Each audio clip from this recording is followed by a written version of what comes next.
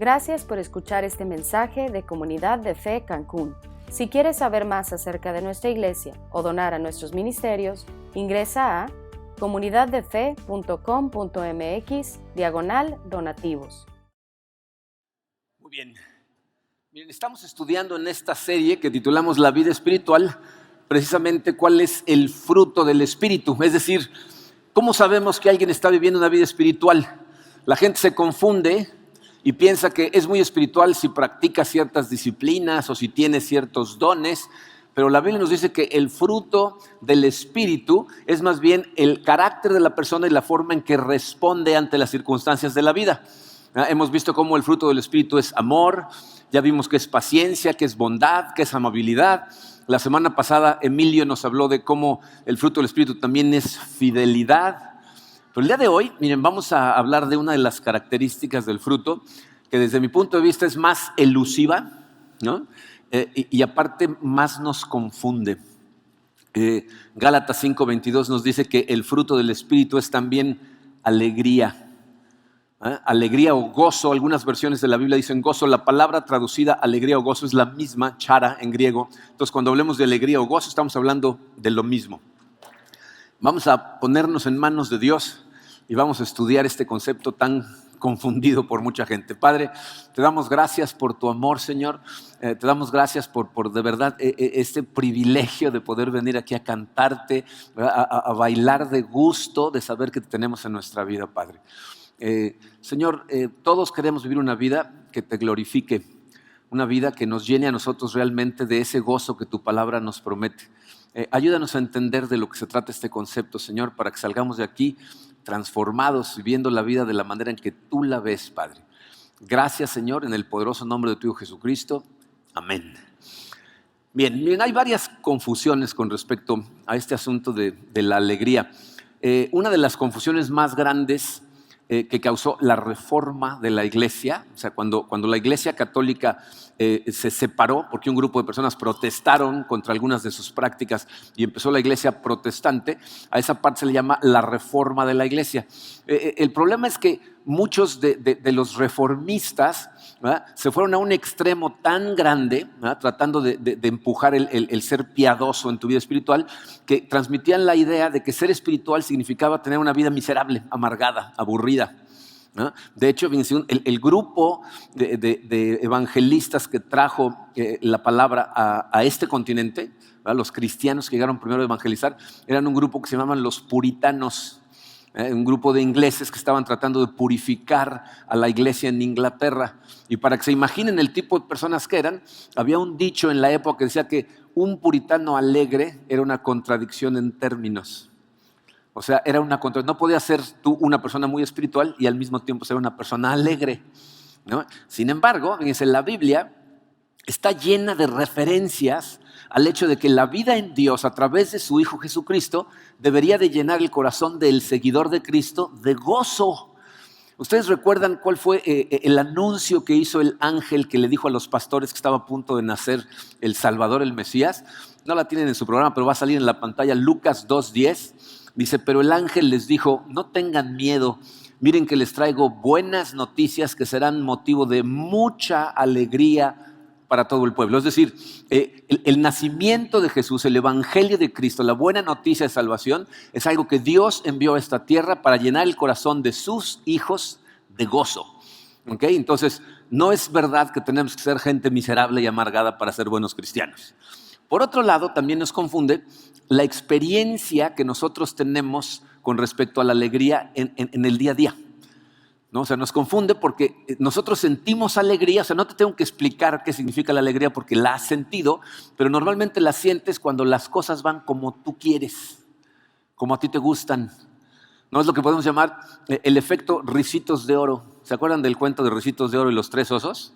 ¿Sí lo conocen? Porque el jueves alguien me sorprendió diciéndome que nunca había oído hablar de Ricitos de Oro. Pues el cuento es de una familia de tres osos, papá, mamá y el bebé oso, que prepara la mamá la comida y se van a caminar por el bosque. Y una niña que se llama Ricitos de Oro, que no nos dice el cuento qué hace la niña en medio del bosque caminando sola. Bueno, pero ahí va la niña, se mete a casa de los osos y empieza a probar la comida de los osos y prueba una sopa que está hirviendo, no se la puede comer, y luego otra que está fría, pues no se la quiere comer, y la tercera está en el punto medio perfecto y esa sí se la come. ¿No? Y luego se acuesta en una cama y la cama está muy dura, y luego se acuesta en otra cama, pues está muy suave, y entonces se acuesta en una tercera que es el punto medio perfecto, y ahí se queda dormida la niña, ¿no? Ahí la sorprenden los osos, por cierto, ¿no? Pero bueno, fíjense, esa es la idea del mundo de la alegría. O sea, la alegría es el resultado de encontrar el punto medio perfecto en todas las cosas. El problema es cada cuando todas las situaciones de tu vida están en el punto medio perfecto. ¿Cuándo sucede que no haya imperfección en tu vida? O sea, todo el tiempo estamos ante circunstancias que son imperfectas. La buena noticia es que la Biblia nos dijo ahí en Gálatas 5:22 que la alegría es parte del fruto del Espíritu, lo cual significa dos cosas. Para empezar, que es lograble. O sea, que el creyente, el cristiano, puede tener un estado de alegría permanente en su corazón. Pero lo segundo que nos dice eso es que tiene todo que ver con tu crecimiento espiritual. Miren, entender este concepto es importantísimo, te voy a decir por qué. Porque si lo confundes, si no entiendes de lo que vamos a hablar el día de hoy, lo que vas a estar esperando es que si lees tu Biblia, te aprendes un montón de versículos de memoria y te portas bien, tu corazón se va a llenar de una alegría incontenible que no vas a saber ni de dónde vino. Y como así no funciona, te vas a hartar de estar aprendiéndote la Biblia y decir, ¿dónde está la alegría? Porque no llega nada más así. Entonces necesitamos entender muy bien el concepto de la alegría como lo define la Biblia. ¿Okay? Entonces vamos a empezar por ver la definición bíblica de alegría. Y se les puse en su programa esto. Dice, la alegría es el estado de deleite en Dios que obtiene el alma, facilitado por el Espíritu Santo a través de la palabra de Dios. O sea, es un estado, no es algo pasajero, es un estado, es la forma en la que está deleitándose en Dios el alma de una persona, ¿verdad? Mediado, facilitado, proporcionado por el Espíritu Santo, pero siempre a través de la comprensión de la palabra de Dios. Vamos a analizar esta definición por partes y nos va a ayudar a entender el cómo de la alegría. Fíjense, la primera parte dice que es el estado de deleite en Dios. ¿Qué quiere decir esto? Si tú quieres experimentar una alegría verdadera y perdurable, tiene que ser en tu deleite en Dios. O sea, porque si quieres que la alegría sea alegría sin importar las circunstancias, no puede estar basada en algo externo, porque lo externo cambia. Tiene que estar basada en algo interno. Miren, la diferencia más básica entre la alegría como la ve el mundo y la alegría como la describe la Biblia es cuál es la fuente o el objeto de tu alegría. El mundo, como lo ve, es emociones que son muy pasajeras, que son causadas por las circunstancias a tu alrededor. Hay un mini súper que está muy cerca de nuestra casa, su casa, a donde yo voy todo el tiempo. Entonces ya conozco a todo el mundo que trabaja ahí, ¿no? Tengo buena relación, me saludan, platicamos, etcétera, ¿no? Y hay una mujer en particular que es una mujer muy alegre, ¿no? Muy sonriente todo el tiempo. ¡Ay, cómo está! ¿No? Bueno, hace como 6, 7 meses, de repente noté un cambio radical en ella, ¿no? Una cara de amargura y de enojo. Y le digo, ¿cómo está? ¿Me puede cobrar esto? No, no puedo. Le dije, ¿por qué no puede? Porque ya me dijeron que yo no sé usar la caja. A ver, Manuel, cóbrale tú, ¿no? Pero así, enojada, le digo, ¿qué pasó? Me dijo, pues nos cambiaron de gerente, ¿no? Entonces les pusieron un gerente y desde que cambió el gerente hace como 6, 7 meses, todo el tiempo que la veía yo estaba amargada. El lunes de esta semana llego a la tienda, una sonrisa de esas que oxidan aretes, ¿no? Así de cara, ¿no? Y le digo, ¿cómo está? Y me dice, soy la mujer más feliz del mundo. Le digo, no me diga. Despidieron a la gerente. Me dice, sí, no, sí, ¿no? O sea, ¿no? Le digo, ¿y ahora quién pusieron de gerente? Me dice, pues acaban de poner a otro señor. Y espero que él sí sea una buena persona. Le digo, y si no, pues voy a ser la más triste del mundo. Ese es el problema con la alegría de parte del mundo. Si te cae bien la gente, alegre. Si te cae mal la gente, triste. Gana tu equipo, alegre, ¿no? Pierde tu equipo, tristeza, ¿no? Hay planes para el fin de semana, vienen vacaciones, se acerca alegría, ¿no? No hay nada que aburrido, ¿no? O cosas más profundas, ¿no? Sana la gente, alegría. No hay posibilidad de sanidad, tristeza. Mi trabajo está de la patada, tristeza. Hay posibilidad de aumento, de alegría. O sea, de acuerdo a cómo cambian todas las cosas a tu alrededor, o estás alegre o estás triste. Te voy a decir cuál es el peligro con eso. Si tú persigues siempre el gozo en tu corazón a través de corretear cosas externas, eso te va a llevar a extremos terribles. Porque lo que vas a estar tratando de hacer es de fabricar circunstancias que te hagan feliz. Y cuando empezamos a tratar de fabricarlas nosotros, nos vamos a unos extremos en donde hacemos unos tiraderos espantosos de nuestra vida. Entonces, Pablo nos explica esto como el resultado de perder una batalla interna que se encuentra en todos los creyentes entre el espíritu y el cuerpo, entre el espíritu y la carne, o entre el espíritu y la naturaleza pecaminosa. Miren, les voy a leer este pasaje.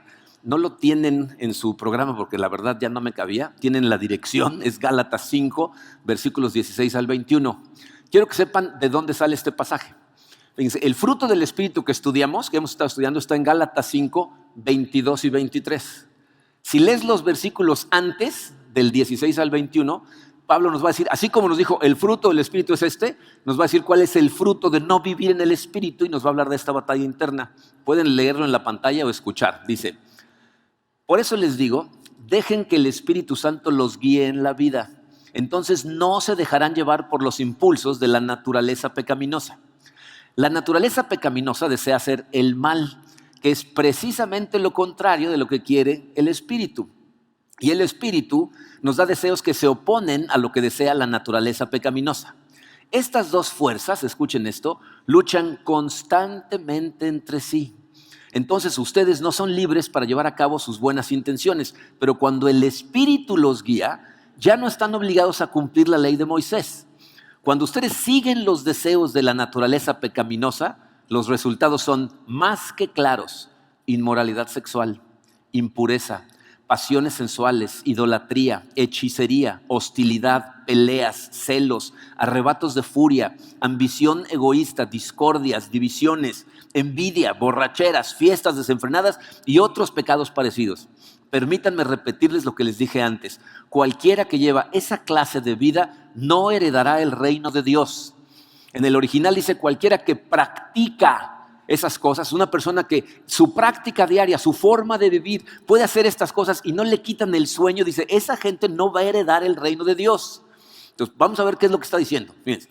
En la primera semana analizamos cómo cuando tú entregas tu corazón a Cristo, cuando entra a tu corazón, lo que hace es sellarte con su Santo Espíritu y ahora el Espíritu Santo vive en ti.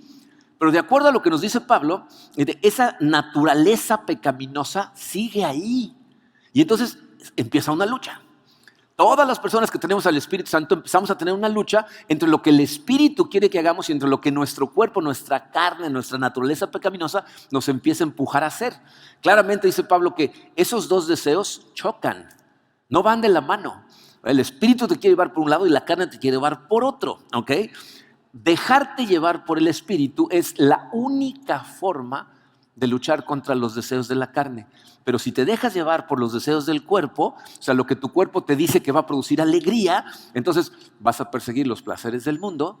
Y entonces, como los placeres del mundo no producen verdadero gozo, o sea, producen emociones pasajeras que generalmente te dejan vacío al final y necesitas más, y necesitas más, y necesitas más, entonces te vas a extremos. Y fíjense los extremos de los que nos habló. Dice, inmoralidad sexual. O sea, la gente que empieza a pensar que son las relaciones sexuales las que traen gozo, ¿no? Por eso dice impureza, pasiones sensuales. Luego dice idolatría, ¿no? Es cuando tú persigues cosas en lugar de a Dios, les das el lugar de Dios en tu vida. Hechicería, cada vez que la gente ve esa palabra como que dice, ¿hechicería? Entonces Harry Potter es cierto, ¿no? Todo eso de los hechizos. Miren, la palabra en griego que traducimos como hechicería es farmakeia. Es de donde viene nuestra palabra farmacia. Fármacos. Está hablando de drogas. ¿Okay? En esa época a los médicos los consideraban magos. Por eso a los reyes magos les dicen magos, porque la palabra magi era para una persona científica sabia. ¿Okay? Entonces cuando dice aquí hechicería está hablando de drogas. Hay gente que dice, en la Biblia no dice específicamente que no a las drogas. Sí dice, subráyala, ¿okay? Para que te acuerdes. Luego dice, fíjate, estas otras que son más comunes a nuestras prácticas del día a día. hostilidad, peleas, celos, arrebatos de furia. Piensa en cómo cuando estás persiguiendo el gozo a partir de que la gente se comporte como tú quieres que se comporte, cuando no lo hacen, arrebatos de furia, ¿no? Ambición egoísta, discordias, divisiones, envidia. Estás viendo lo que los demás tienen, te da coraje, ¿no? Borracheras, fiestas desenfrenadas, que esas dos no son dos palabras, es una en el original que significa orgías.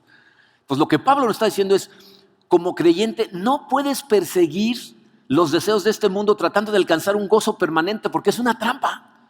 No funciona, no produce ese gozo y entonces cada vez vas a necesitar más y más y más y más y quedas atrapado. La fuente de gozo en un cristiano tiene que provenir de dentro, de nuestro deleite en Dios, en nuestra alma. Pero ¿cómo? ¿Cómo funciona eso?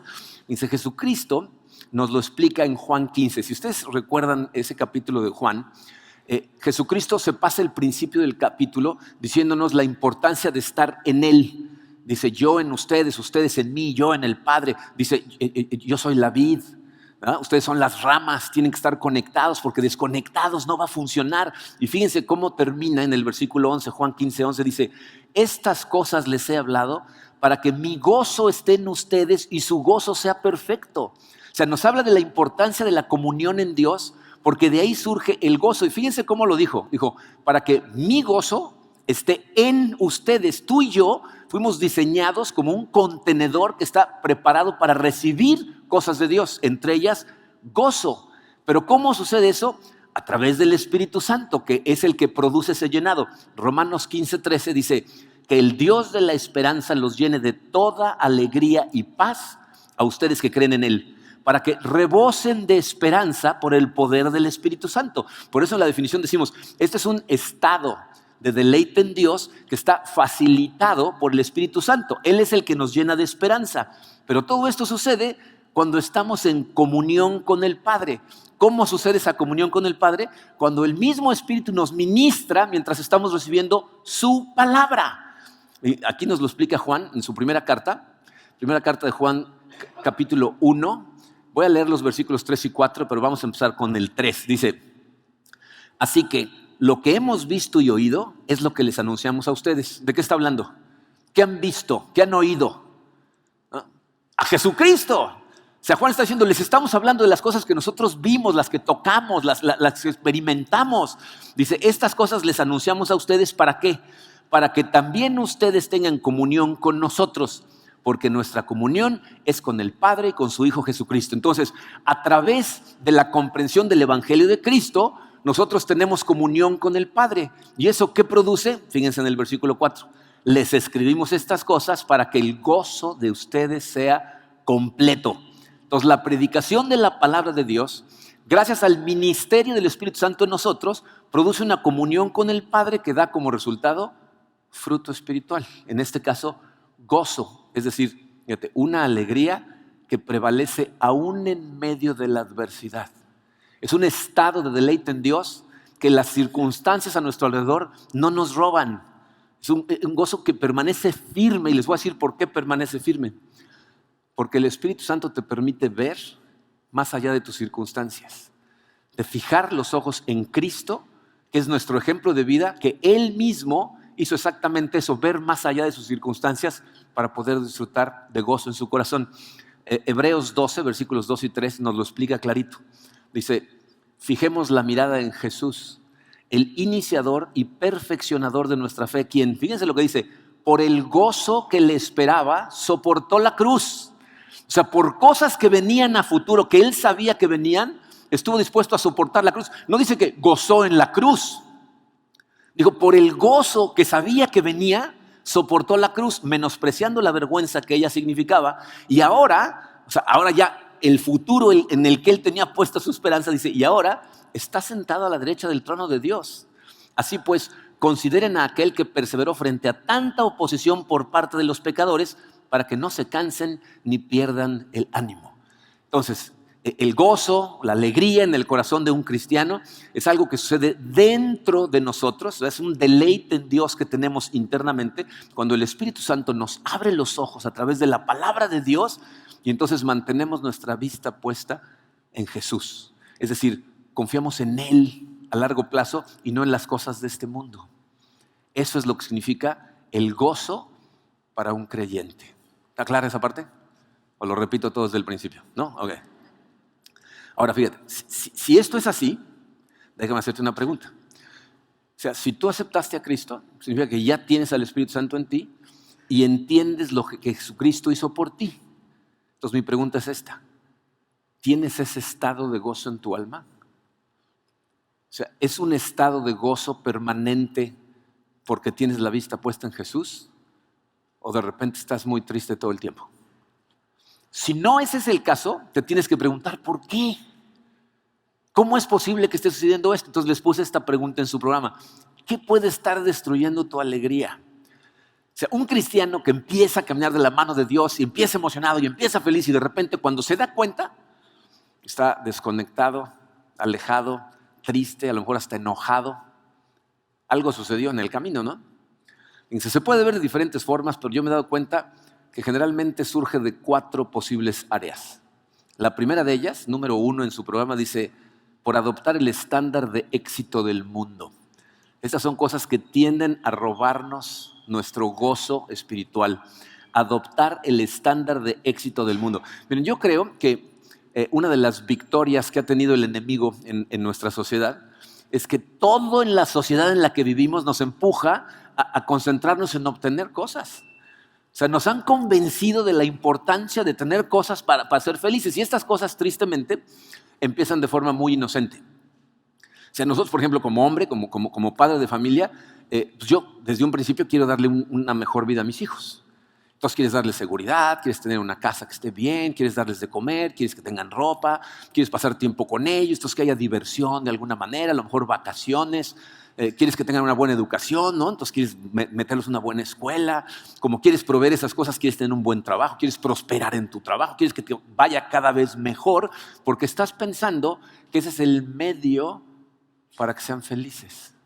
Y el problema es cuando piensas de esa forma, poco a poco se va a convertir en una obsesión, ¿verdad? Porque, como ya dijimos, obtener ciertos niveles de vida no hace a la gente feliz, puede producir comodidad, pero no te da un gozo permanente. Y entonces cuando eso sucede, pues empezamos a perseguir cada vez más y más y más, y al rato esas cosas se convierten en un fin en lugar de ser un medio. Entonces ya caíste en la trampa. Por eso Juan nos dice una cosa muy importante. Primera carta de Juan, capítulo 2, versículos 15 y 16, dice así Juan: no amen al mundo ni nada de lo que hay en él. Si alguien ama al mundo, no tiene el amor del Padre, porque nada de lo que hay en el mundo, los malos deseos del cuerpo, la codicia de los ojos y la arrogancia de la vida, proviene del Padre, sino del mundo. Quiero que pongan mucha atención a lo que dijo Juan, porque Juan no dijo: no tengan nada que sea del mundo, desháganse de todas sus cosas, ya no tengan nada. No es lo que está diciendo. Está diciendo: no amen al mundo. O sea, que las cosas del mundo no se convierten en tu prioridad número 1 para que le pongas toda tu energía, todo tu corazón a perseguir estas cosas. Y por si te queda duda de qué significa esto de las cosas del mundo, nos lo dice. 3 cosas dice: los malos deseos del cuerpo.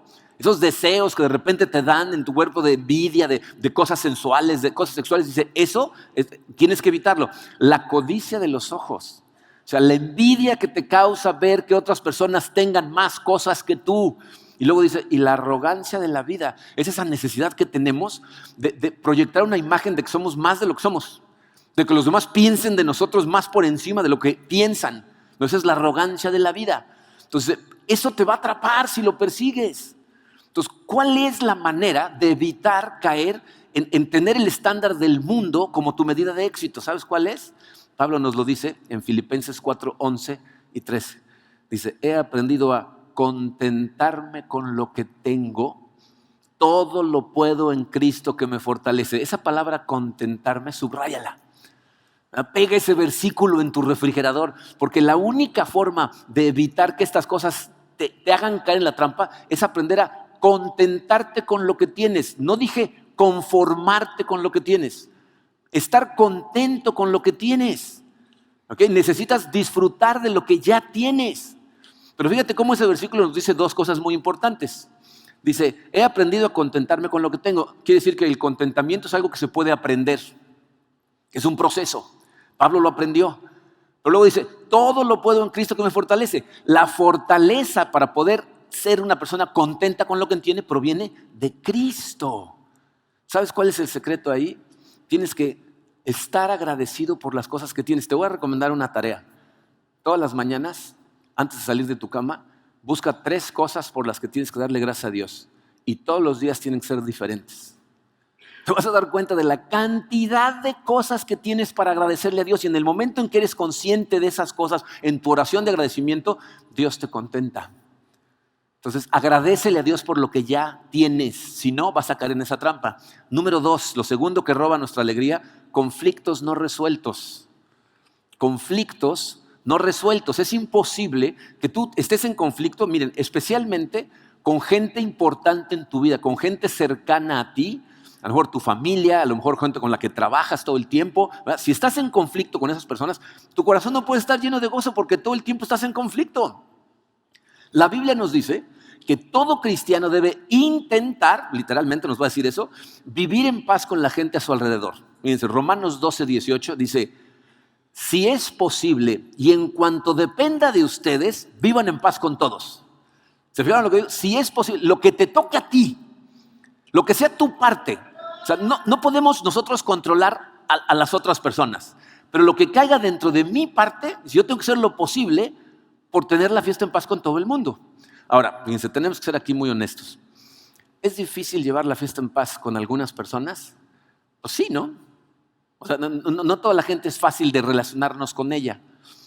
Va a haber gente con la que nos cuesta trabajo relacionarnos e incluso gente que te trata mal, que procura el mal para ti. Entonces, ¿significa esto que está diciendo aquí Pablo que tenemos que dejarnos pisotear como tapetes? Evidentemente no. Porque la misma Biblia nos enseña en otros lugares que tenemos que aprender a poner ciertos límites alrededor. Si una persona te está haciendo daño, tú tienes que perdonarla, pero no tienes que relacionarte con ella. ¿Okay? Ahora, te voy a decir lo que sí significa. Significa que cada vez que tienes la oportunidad de hacerle el bien a esa persona, lo haces. Aunque se porte como se porte. Cuando te toca a ti, tú tienes que hacer lo mejor posible hacia esa persona. Fíjense, esto lo platicamos un poquito en la segunda semana cuando hablamos de la importancia de amar a nuestros enemigos. ¿Se acuerdan? Pero miren, aquí Pablo está yendo un paso más allá porque lo que nos está diciendo es, no te vengues de la gente que te está tratando de hacer daño. Al revés. Fíjense cómo lo dice Romanos 12, versículos 20 y 21. Dice, antes bien, si tu enemigo tiene hambre, dale de comer. Si tiene sed, dale de beber. Actuando así, harás que se avergüence de su conducta. No te dejes vencer por el mal. Al contrario, vence al mal con el bien. O sea, si tú contraatacas, si la gente te trata mal y tú lo tratas mal de regreso, ya ganó el mal. Ya te venció el mal porque ahora todo el mundo estamos actuando mal. Dice, tú tienes que vencer al mal con el bien. Miren, estas son de las cosas que a mí de verdad, no saben cómo me abrieron los ojos. Años que pasé como consultor, yo tuve la oportunidad de interactuar con muchos equipos de trabajo corporativos, a donde iba yo a trabajar como consultor, ¿no? Y digo, no sé en cuántos corporativos hayan trabajado, pero tienden a ser nidos de víboras, ¿no? En donde la gente para llegar a los lugares más altos se picotean unos a otros espantosamente. Entonces lo que yo encontré, fíjense, es que casi siempre cuando llegaba a equipos de trabajo había por lo menos un malo, ¿no? Por lo menos uno, ¿no? A veces más de uno, ¿no? Y no necesariamente el que estaba más arriba. Generalmente era gente con un poquito menos de poder, pero con ansias de tenerlo. Y entonces era gente, como dicen los españoles, con mala leche, ¿no? O sea, que le tira mala onda a todo el mundo. Normalmente casi todo el equipo odiaba a esa persona. Y nada más estaban esperando a ver qué podían hacer para tirarlo de donde estaba. Pero ¿saben también qué encontraba yo? Siempre en todos los equipos, gente que se ganaban a esa persona. Gente que en la medida de lo posible hacían su trabajo lo mejor posible, le ayudaban, le cubrían la espalda, trabajaban con él. Y la persona poco a poco empezaba a darse cuenta del comportamiento y empezaba a tener buena relación con esa persona. Miren, ¿saben qué descubrí? Generalmente la gente herida tiende a herir. Es decir, esa gente a la que todo el mundo ve como el malo tienden a ser las personas con más necesidad de amor. Y están, por cosas que les hayan pasado en el pasado, tan a la defensiva que su manera de defenderse es atacar. Y cuando alguien no contesta de la misma forma, poco a poco dejan de atacar. Y eso es lo que Pablo nos trata de enseñar. ¿Sabes cómo puedes contrarrestar esto en tu vida? Aprende a orar por tus enemigos. Cuando tú oras por tus enemigos, ¿sabes lo que sucede? Le permites a Dios trabajar en tu corazón con respecto a esa persona. O sea, tú te estás comunicando con Dios pidiéndole por esa persona y Dios trabaja en tu corazón y te ayuda a tener misericordia de la gente que te trata mal. Es la única forma de evitar esa trampa. ¿Ok? Lo tercero que nos roba la alegría son pecados no confesados. ¿No? Cuando tú estás esclavizado con algo que sabes que está mal, ¿verdad? Y no lo confiesas, te rehúsas siquiera a reconocerlo. Mira, la culpabilidad es una de las emociones que de forma más radical elimina la alegría en el corazón de una persona. El que nos lo explicó muy claramente fue el rey David, ¿no? En el Antiguo Testamento, si han leído el Antiguo Testamento, el rey David cometió una serie de pecados espantosos. Vio a una mujer que se estaba bañando y se encaprichó con ella, la mandó llamar como rey, tenía la capacidad de hacerlo, la sedujo y luego mandó matar al marido para quedarse con ella. Yo sé que todos nosotros nos consideramos pecadores, ¿no? Bueno, nos daba 3 vueltas, espero, ¿no? Pero bueno, no, espero que sea el caso, pero bueno. Fíjese cómo describe él su sensación, o sea, cómo vivía cuando no confesaba su pecado. Salmo 32, un salmo de David, versículos 1 al 5, dice: dichoso aquel a quien se le perdonan sus transgresiones, a quien se le borran sus pecados. Mientras guardé silencio, mis huesos se fueron consumiendo por mi gemir de todo el día. Mi fuerza se fue debilitando como al calor del verano, porque día y noche tu mano pesaba sobre mí, Selah. Esa palabra Selah, no sabemos a ciencia cierta lo que significa, pero tenemos una idea de que como estos son cantos, los salmos eran cosas que se cantaban, Selah era una pausa de reflexión. O sea, lo que está diciendo es: detente y piensa en lo que acabo de decir, ¿no? ¿Qué acabo de decir? O sea, cuando tú tienes un pecado que te está esclavizando, la mano de Dios pesa sobre ti, y todos los que hemos sido culpables y hemos tratado de ocultar nuestro pecado sabemos de qué está hablando. Porque no puedes vivir. Nada más estás esperando a ver cuándo te cachan, ¿no? O sea, andas a la defensiva todo el tiempo. ¿Cuál gozo en tu corazón? Pero fíjese cómo continúa, dice: pero te confesé mi pecado y no te oculté mi maldad. Me dije: voy a confesar mis transgresiones al Señor, y tú perdonaste mi maldad y mi pecado. Selah. Vuelve a decir: recapaciten lo que acabo de decir. No, si confiesas, entonces te vas a liberar de esto.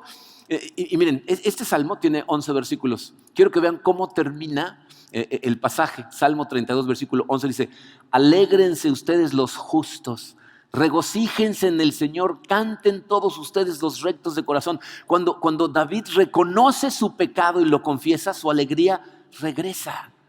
Miren, ninguno de los que estamos aquí estamos exentos de pecados. Todos cometemos pecados. El error es tratar de ignorarlo, o peor, justificarlo.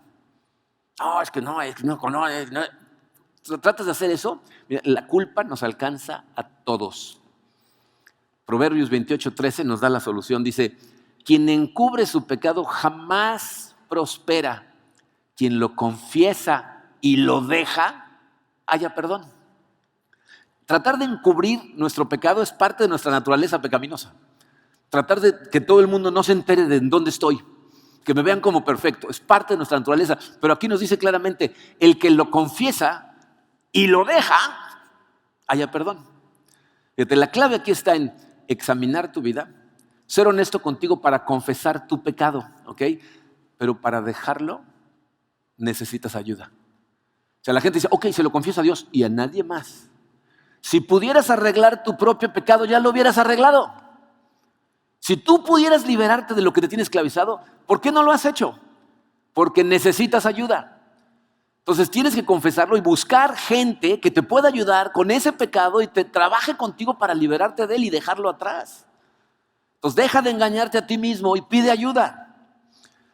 Cuarta razón, y esta es de las más complicadas: enfocarnos en los sufrimientos de la vida.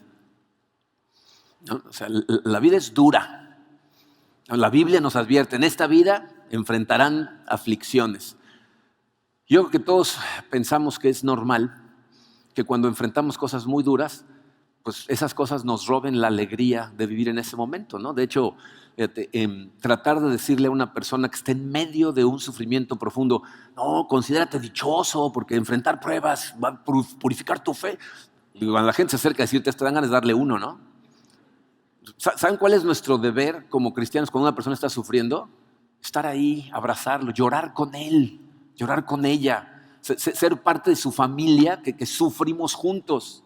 Pero nosotros como creyentes tenemos que aprender que cuando enfrentamos esas tormentas, lo que tenemos que hacer es voltear a ver a Dios. Enfocar nuestra mente en Dios, que es nuestro confort. Porque fíjate, si tú en lo único que te enfocas cuando estás en medio del sufrimiento es en las circunstancias que te causan dolor, no le permites a Dios ayudarte. Es cuando vas a Él, te enfocas en Él, le abres tu corazón, que Él puede confortar tu corazón, puede sanarte del dolor. Concentrarnos en Dios, lo que hace es, lo que vimos en Jesucristo, nos ayuda a poner nuestra esperanza, ¿verdad?, en algo a futuro, ¿verdad?, que es mucho mayor que lo que enfrentemos en este momento. Miren, este es un ejemplo a otro nivel, pero nos ayuda a entender esto un poquito. ¿Sabes cómo es esto? Es como cuando empiezas a planear unas vacaciones, ¿no? Tienes un lugar maravilloso al que quieres ir de vacaciones, has estado ahorrando, ya compraste los boletos, estás animado con tu pareja o tu familia y estás pensando en ese lugar. Fíjate, otra manera de verlo, cuando te vas a casar, ¿no? Encuentras a la persona de la que te enamoras profundamente, le pides que se case contigo, te piden que te cases, ¿no? Y ponen fecha y empiezan a planear y están a lo mejor a un año de la boda. Y cuando tienes ese tipo de expectativas, aunque se presenten algunas adversidades en el camino, ¿verdad?, se presenta la adversidad, pero pones tu mente y dices como que se te llena el corazón de un calorcito de gusto. No, pero ahí viene esto, ¿no? O sea, estás en el trabajo y está medio complicada la cosa y dices, sí, pero la semana que entra me voy de vacaciones, ¿no? O sea, de alguna manera eso te ayuda a pasar. Fíjate, no significa que esas adversidades desaparecen, no significa que no te duelen, que no te molestan, pero sí significa que puedes seguir viviendo la vida teniendo en tu corazón al mismo tiempo el manejo de la situación, pero un gozo en tu corazón. Ahora, si la circunstancia que se presenta es lo suficientemente grave, tiene la capacidad de opacar totalmente el gozo de boda, viajes o lo que sea. ¿Están de acuerdo? De hecho, yo he sido testigo de vacaciones que se cancelan totalmente, bodas que se posponen porque se presentan situaciones adversas, a veces trágicas. Por lo tanto, como fundamento de alegría, tenemos que tener un futuro que sea mucho mayor a cualquier posible circunstancia que enfrentemos en este planeta. ¿Qué es lo que nos enseña la Biblia?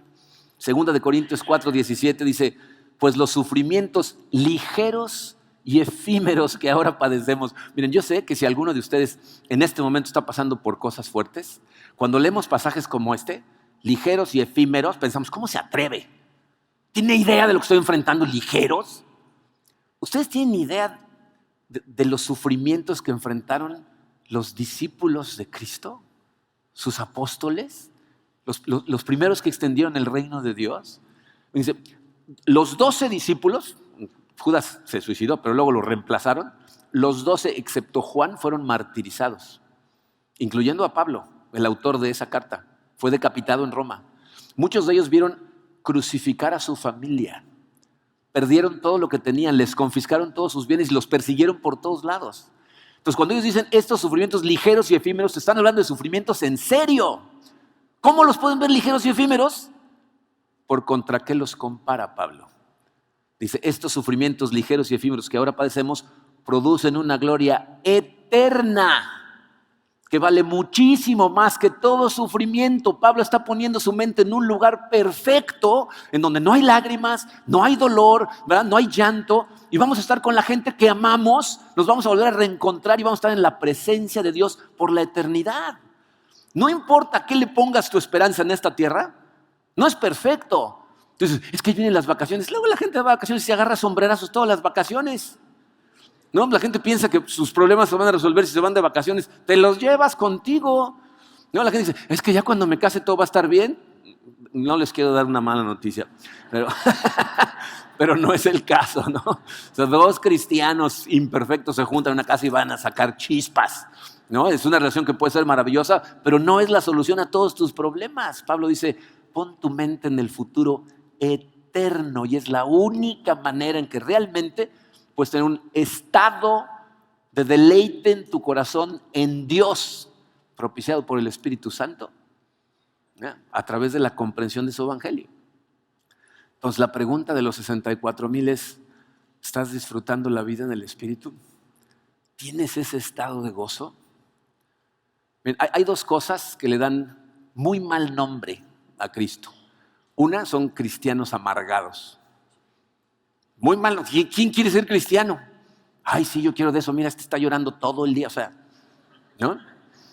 Cristianos amargados. Y dos, gente pretendiendo que tiene el gozo del Espíritu Santo en su corazón. Porque si no es real, es una cuestión de tiempo. Y entonces te van a ver y van a decir, ahí está, ya ves, no es cierto. Esto tiene que ser real. Y es de las cosas que más me entristecen a mí. De verdad, de corazón se los digo, no saben, me rompe el corazón ver a gente que su vida es una carga en lugar de una aventura. Sus relaciones son una guerra en lugar de fuente de amor. Su trabajo una necesidad en vez de un privilegio. Necesitas poner tu fe y tu confianza en Cristo y en lo que ya hizo por ti. En ese futuro que tienes asegurado a largo plazo. Mientras tengas tu confianza puesta en cosas aquí en esta tierra, el fruto del Espíritu nunca va a ser real en tu corazón. No vas a disfrutar de cosas que Cristo ya compró para ti. Ahí están. Pero tienes que estar en comunión con Dios a través del Santo Espíritu que te ministra mientras más entiendes lo que la Biblia dice. Y eso es lo que hacemos aquí. Tratar de que nos abra los ojos. Vamos a orar. Padre, Señor, gracias por tu palabra, gracias por abrirnos los ojos a estas cosas que, la verdad sea dicha, viviendo en el mundo en el que vivimos, se nos olvidan. Es muy común que empecemos a poner nuestros ojos en las cosas del mundo porque es con lo que tenemos contacto físico. Y si no tenemos esa comunión espiritual contigo, Señor, evidentemente no va a haber gozo en nuestro corazón.